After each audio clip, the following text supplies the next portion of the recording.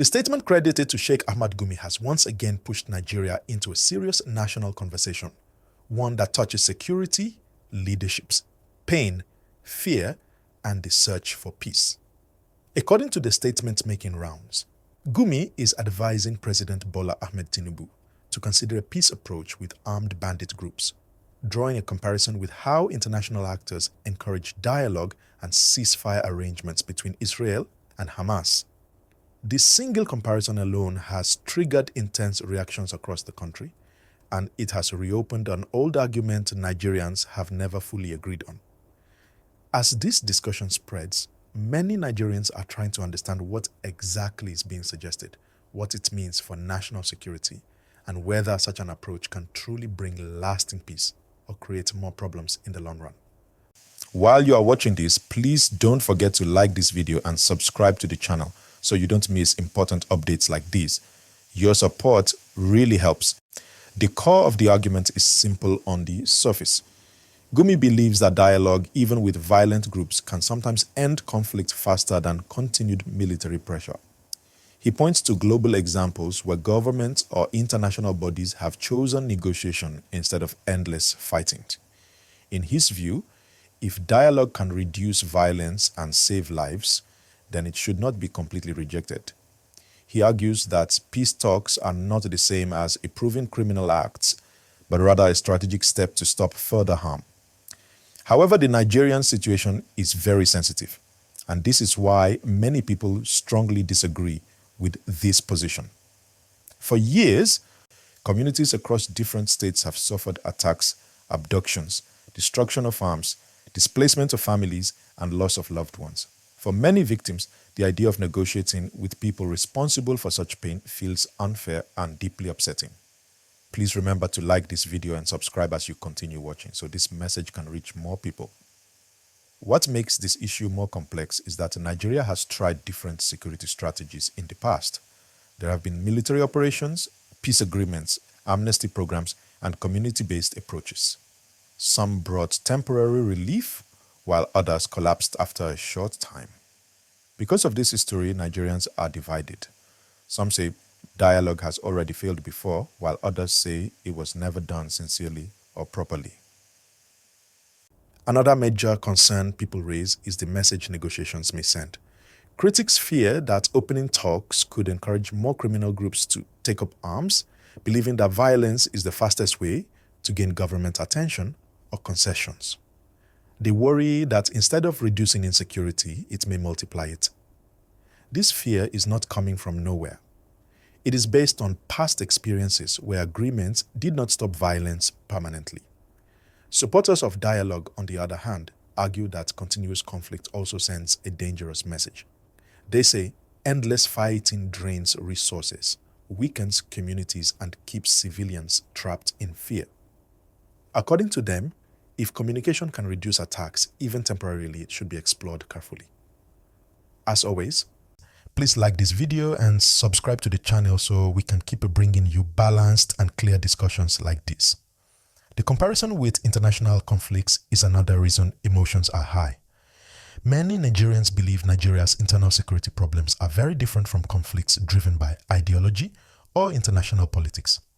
They argue that local armed groups are mainly motivated by crime, profit, and power, not structured political goals.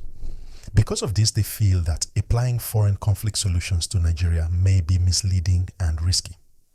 At the same time, others say conflict is conflict no matter the location, and that peace often begins with uncomfortable conversations.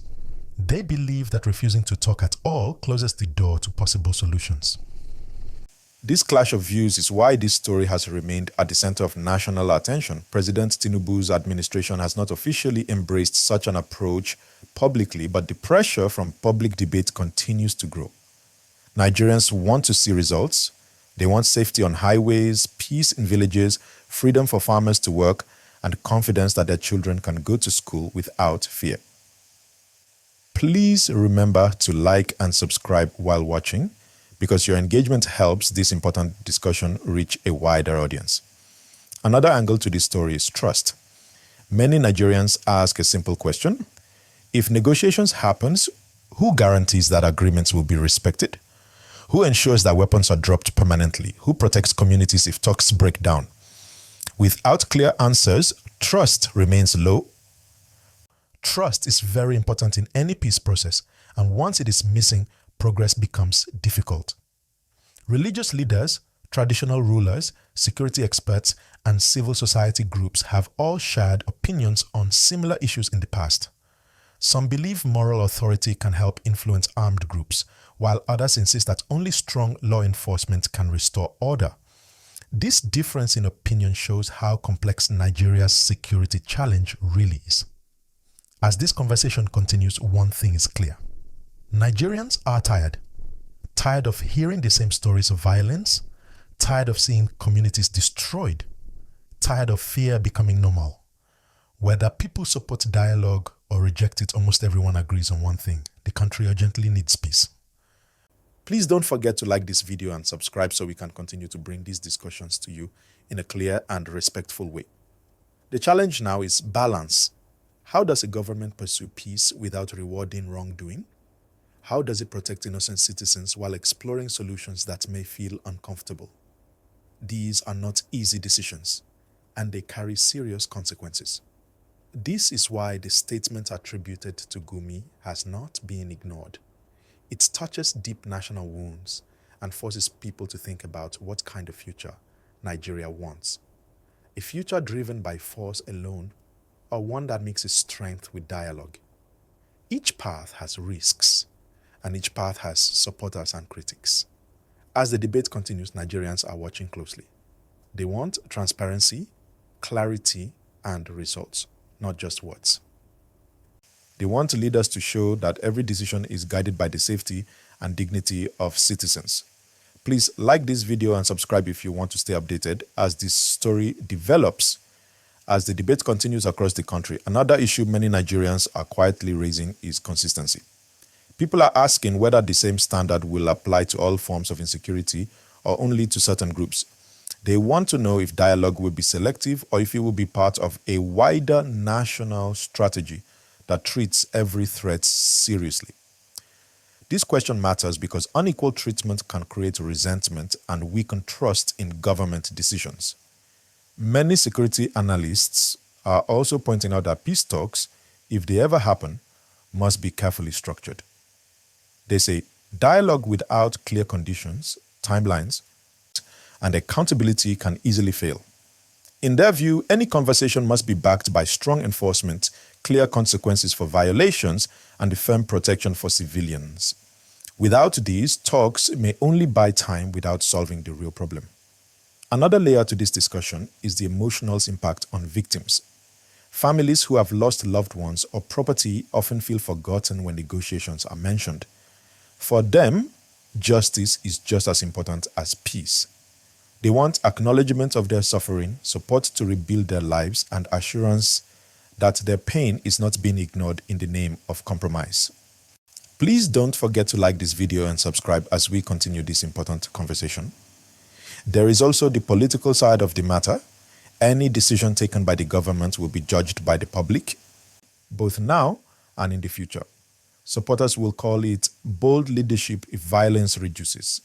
Critics will call it weak governance if attacks continue. This pressure makes security decisions even more difficult because leaders must think beyond immediate reactions and focus on long-term stability.